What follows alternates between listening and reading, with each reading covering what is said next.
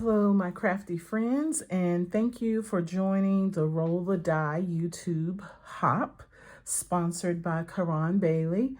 I am always honored to be invited to participate. I want to just publicly thank Karan for the opportunity. Personally, I'll have to tell you that I'm kind of losing my momentum here a little bit, and so this type of challenge of Roll the Die, creating for Roll the Die, is a great opportunity to kind of get back into it. So it's just been a rough couple of weeks here in North Carolina, for me anyway, and so just trying to keep my momentum up, and this is a great way to do so.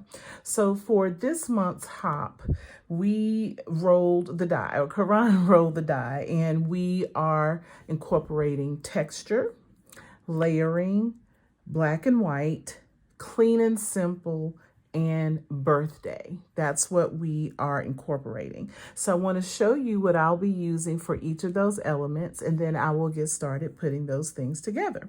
So for black and white, I am using our basic white thick cardstock. I like to use the thick cardstock in basic white if I'm using a basic white card base, because your card stands up a lot better. The cardstock is a bit thicker than the regular basic white cardstock. So anytime I want to use a white base, I prefer the thick basic white cardstock. I'm also using basic black. And for my texture, I am using, let's see, I should have pulled this out. I'm using one of our painted texture 3D embossing folders, and it's on page 169 in our annual catalog. It's the painted texture. I've had this one for a little bit, but it never fails me when I am looking for texture. So it's as simple as that. I want texture. The other thing that I am using is Memento ink, which is in black for me, and the Whisper White Craft ink. I will be using that to add even more of the black and white to this texture. I'll show you that technique in a moment.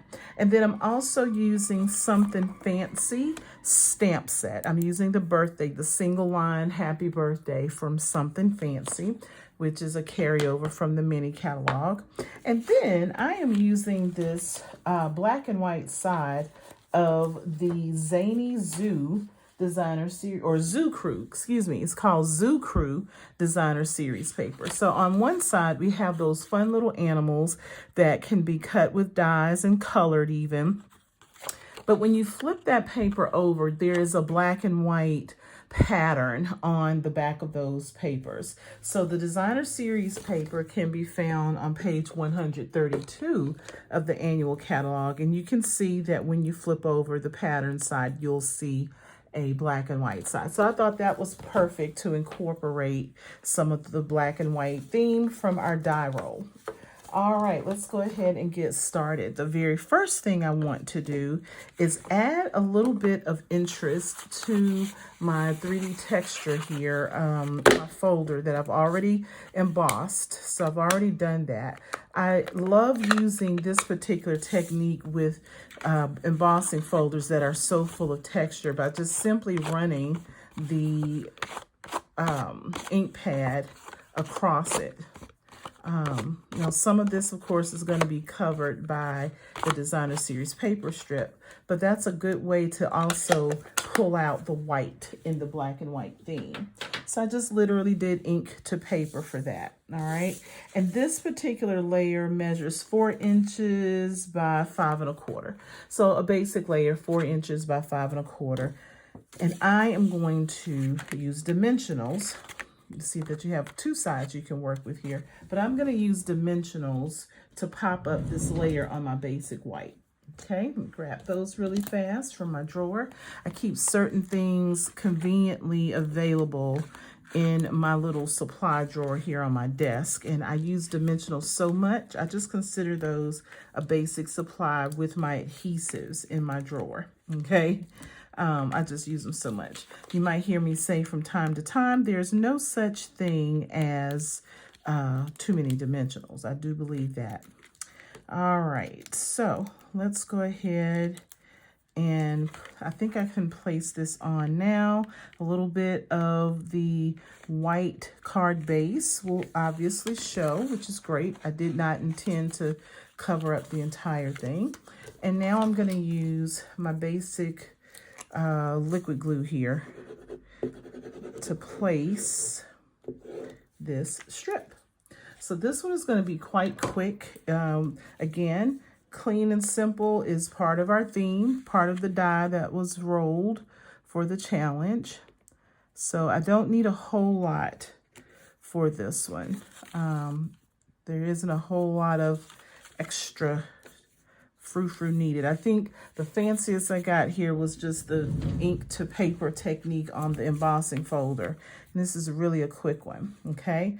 Now I am going to add a placement of assorted flowers from the Meadows dies, the Meadows die set. This particular die set was in another, what am I trying to say? Another mini catalog from some time ago, or maybe even another annual catalog. I'm not sure. They're not new. They've been around for a while. And while I didn't care too much for the stamps that went with them, I thought these were some great standalone dies that one could use for just about anything. And one of the things I love about using these types of dies, especially with floral elements, is I feel like I am doing a little bit of floral arrangement here, which is something that I've always been intrigued by. Not something I know how to do really, but I like to take classes every now and again just to try my hand at floral arrangements. So these little dies, or dies like these, give you that opportunity, at least with paper floral pieces, to do a little bit of arranging, and that's kind of what I'm playing around with here. And again, these are on page 164 of the annual catalog, and they are called the Meadow dies. So we have all sorts of elements here. I'm not going to use all of them, but whenever I am using these dies, I like to go ahead and cut out everything, even if I need to store them for use later on, so that I can play around with some different combinations, if you will. And speaking of, maybe this little solid one might be a better opportunity, since the others are so wispy. The other cutouts are so wispy. I don't know. Don't know if it really matters, but by going ahead and cutting out a bunch of them, I am able to play around with some different options. So let's go ahead and put these down. I did not use my adhesive backing, but sometimes when you have these intricate die cuts, it may be helpful to use the adhesive sheets so that you don't have to worry too much about glue getting all over the place. But I think I can make it with this. There's enough surface space on the parts that are solid that I should be able to get some glue in enough places to keep this down.